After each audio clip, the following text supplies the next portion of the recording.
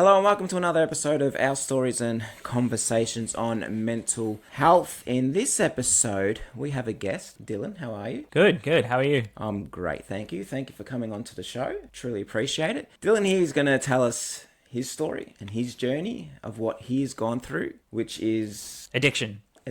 So what we'll do is Dylan will tell his story, and while he tells his story, I'll jump in with some questions. If you don't want to answer the questions, please feel free not to answer them. Just say I don't want to answer that, but whatever you feel comfortable Of talking about, course. you talk about. It's all yours, mate. Cool.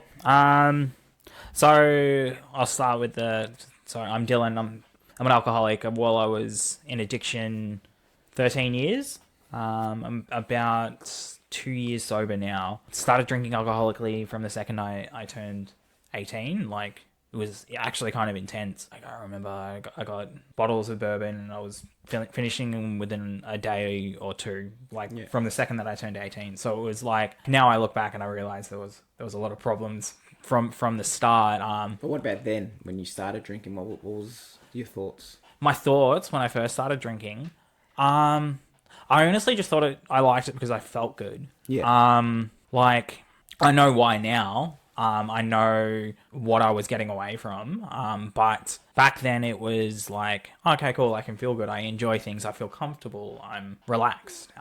Because I never knew how to relax, and I never knew that I was in fight or flight. Like, consistently. And then the second I got alcohol, it became my solution. It was like everything that I wanted to be, everything I admired in other people, like, you know, the confidence, the social. And then I grabbed it, and then all of a sudden I could go out and I could talk to girls. I could do anything like that I thought, but then I would always get too drunk and then do something stupid, and then there was like this whole cycle of shame and guilt. And then after I drank way too much, I would, go back and be really angry at myself, and then I'd drink more, and it would just started this cycle of just punishing myself, and it was quite hectic, but a lot. Yeah. So obviously you've started to drink, doing it casually, having fun, trying to build your confidence. I was never casual. No, like you were drinking every night, were you? Yeah. From the second from literally the second.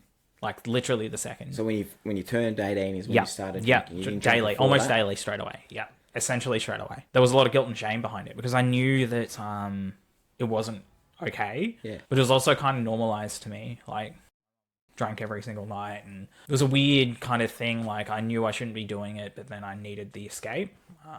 Yeah. Because I have a family member that is an alcoholic, and they drink because, they went through some stuff, didn't handle a divorce correctly, and went off the rails completely. And obviously drinking because they had a mental health problem. Was that like any reason you were doing it? Did you feel then you had a problem mentally? No. That's actually probably part of the reason why I did it so bad, is I didn't actually realize how much trauma I had and how many problems. Like, for example, I had undiagnosed ADHD, and I'm slightly on the spectrum, and I got suspicion quite BBD and potentially CPTSD. And the part of the problem was that I internalized everything. So I put on a really good front to everyone, and I put on such a good front that I convinced myself that I was okay. But like, went through from like a very, very young age. When I say from a very, very young age, I'm talking about like 6 or something, like where shame and guilt started developing. I always felt uncomfortable. Yeah. And only in the past couple of years, I've actually, now I've broken out of fight or flight, is the first time in my life I've actually felt comfortable. From a really, really young age, I didn't. And it was just like repeated trauma that I kept receiving. And then, so when did you know that you had a problem? Had a problem with alcohol. Well, when did you know, like, when did you feel, did it ever just strike your head that, I'm an alcoholic? Because I know my family member, when I would say that they've got a problem, they would go into complete defense mode and say, no, I don't have a problem. I'm not an alcoholic.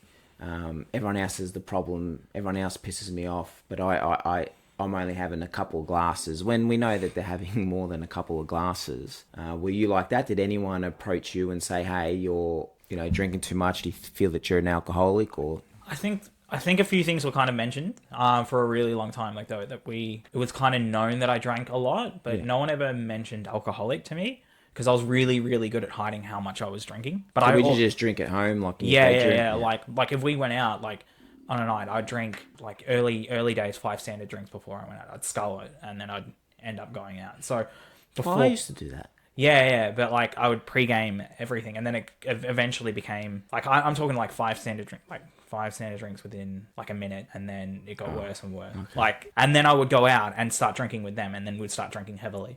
So it would be like five plus another five when we first got out within Did you ever get like angry or aggressive as a Oh, drinking? yeah, definitely. I wasn't like a really, really angry drunk, but there was definitely times that I felt that I reacted really, really badly, and I treated my friends like absolute shit. And that's where a lot of the guilt and shame kind of happened, is that I would drink to cope, and then after I got really drunk, something would happen, and then I'd react really emotionally, and then I would then feel the guilt and shame the next day, and then it would just continue driving the cycle of me like progressively getting worse. But what goes through your mind, like when you're sitting at home drinking in your room on your own? What's going through your mind? Do you remember? Or Honestly, like it depends on which stage of my life I was at. Like earlier on, like it was euphoric, like completely and utterly euphoric. Like I remember sitting there listening to music, playing video games, and it was the only place I felt comfortable, the only place I could actually be myself, and yeah, it was completely like euphoric. And then over time, like there was a little bit of guilt and shame. And then at one point in time, I did realize I had a problem. I sought help. It got thrown back at me, and then I never really sought help again. But then was that through friends, family, psychologists, family? yeah. And then at about 25, I remember I said to myself, it's like a bottle of bourbon in that night, and I'm like, I'm not going to beat this. My life's over. I was just like 25.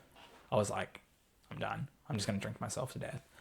And then I never really made attempts to change until it got really, really, really bad. Like really bad, like after attempt and all that. Wow. Yeah. Like What was going through your mind at that time? Like, I think the first time was. so it's been you've done it more than tried it. Yeah, more than definitely. once. There It was only just drinking yourself to. there was suicidal ideations for a really, really long time. Yeah. But then there was a first, like, I think it was about 2020. Like, I just started studying. I'd gotten sober for 4 months. I moved out of home, and I felt like I was doing really, really well. And then I picked up because I hadn't dealt with any of my underlying issues of trauma and all that sort of shit. So I had no coping mechanisms. So it's not even the second that I felt bad, my body just wanted to drink, and it's not rational. And this is the thing that a lot of people turn around and say, like, with addiction, is that they look at it rationally and logically. You shouldn't drink because you know the consequences, but people don't understand what is chemically and emotionally happening to a person. It's like when you've been so reliant on a solution for so long. I mean, like, I had no coping mechanisms for anything, like literally anything. I didn't know how to handle any of my intense emotions. So the second that something happened, whether good or bad, straight to drinking. Yeah. And then when I moved out and hadn't developed any coping mechanisms, I started drinking. And then I was living at a random person's house. I hid in my room, but then I became suicidal, ended up in my first rehab. I'm just going to jump in here. If you're listening and there's been blank spots, it's because we've said the word that starts with S. Oh, okay. I'm not too sure if we're allowed to say. So I say death by self-harm.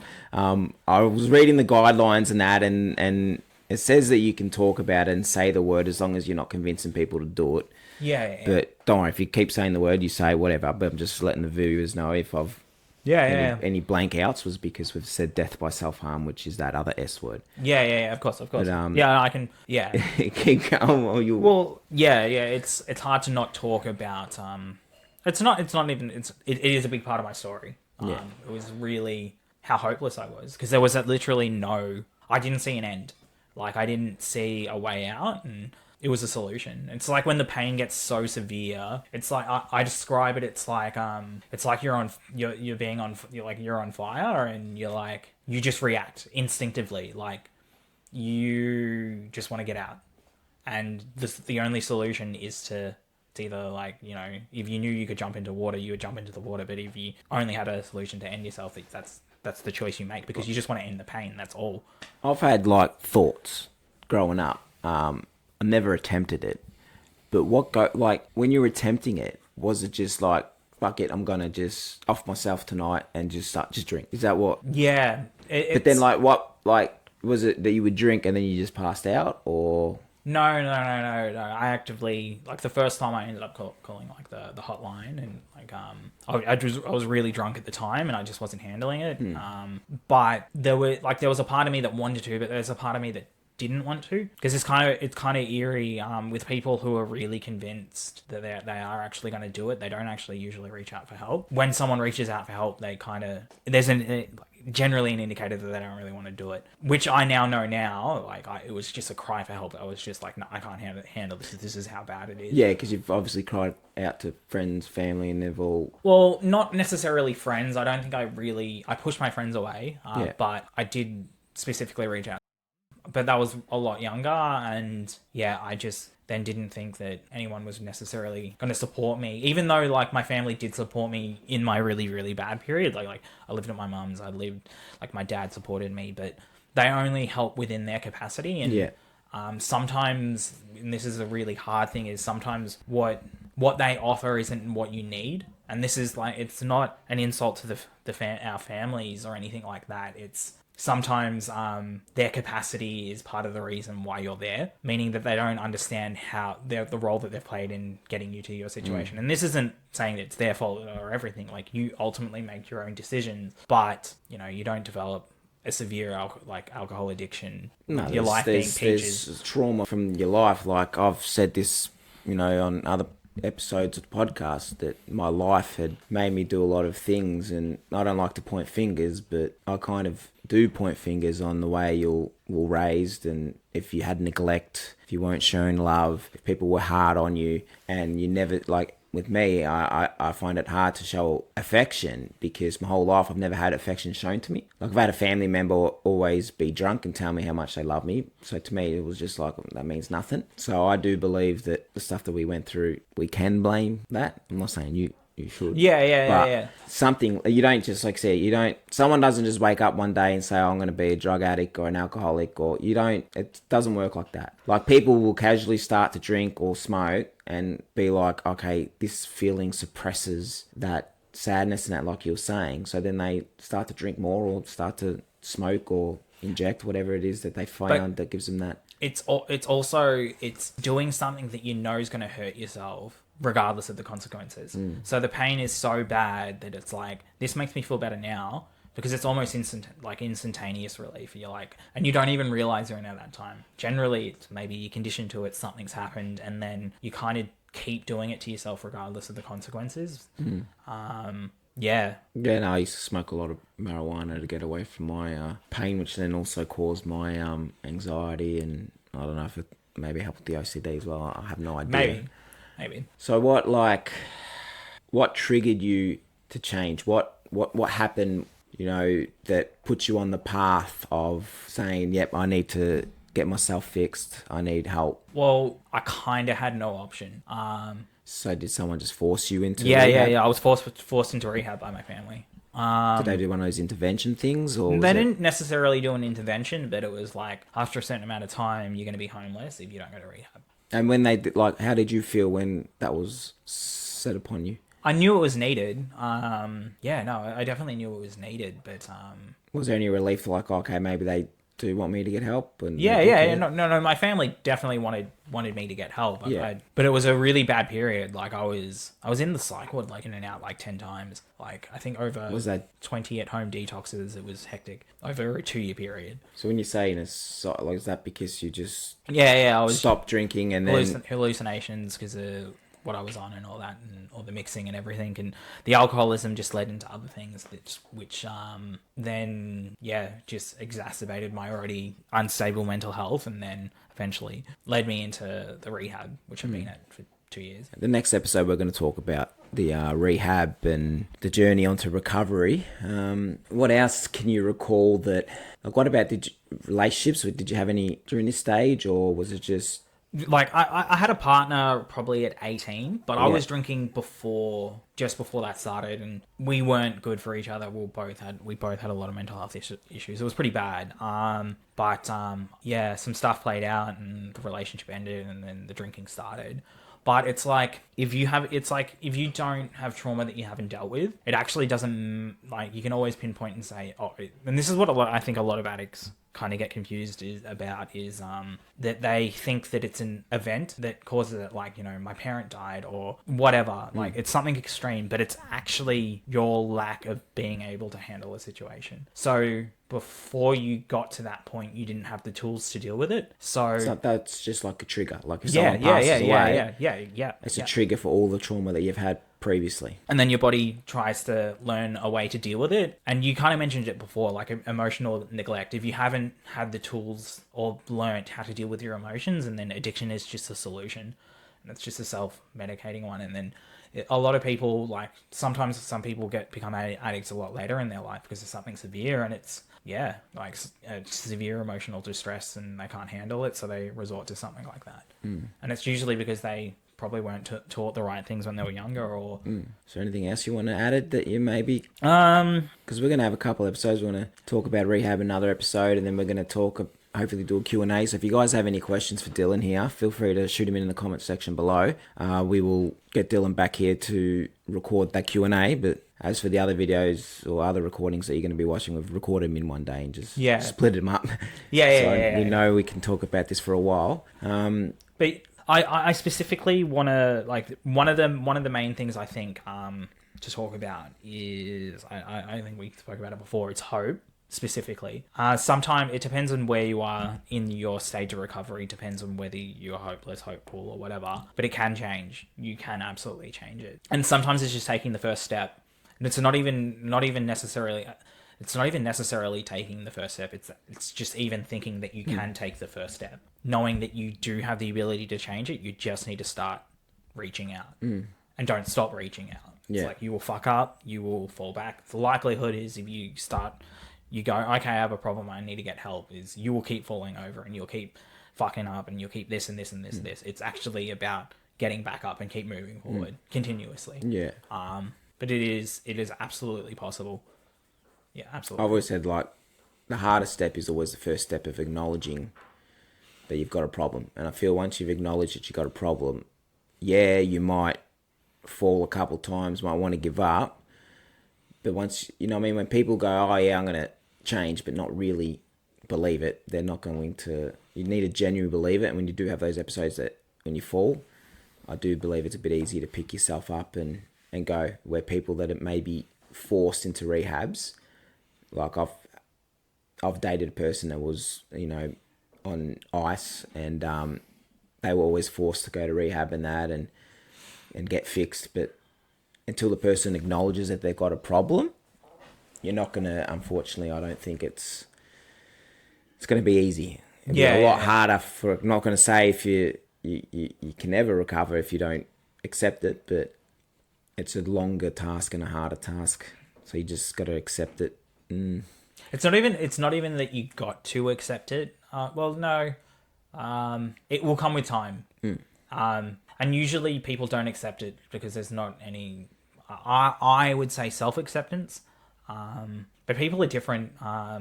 People don't want to admit, they don't want to acknowledge how bad it is and all that. But it's a journey, and it's just slowly taking steps. And it's, Well, thanks for that, Dylan. We'll hit up with unless you got anything else you want to add. No, that's probably pretty fair. Okay, well, when we talk about rehab, I'm sure you can add some more stuff onto there. If you do have any questions for Dylan, like I said, leave them in the comment section below, and Dylan will be happy to answer them. If you know someone that's going through an addiction, or if you're in the process yourself, it's always good to speak to people that have gone through the same thing that you've gone through, walked in the same shoes, because they kind of tend to understand where you're coming from. Like, not saying unfortunately, but I'm luckily enough not to have an addiction. So when it comes to talking to about addiction, you know, that's why I try to give advice, but someone like Dylan will be a lot better for that. So yeah, feel free to hit us up. Dylan, thank you for sharing that story. Cool. And we'll see you in the next episode, where we are going to talk about the recovery process. Cool. Too easy. Thanks for listening, everyone. Be sure to follow and hit that subscribe button if you're watching on YouTube, and we'll both see you soon. See ya.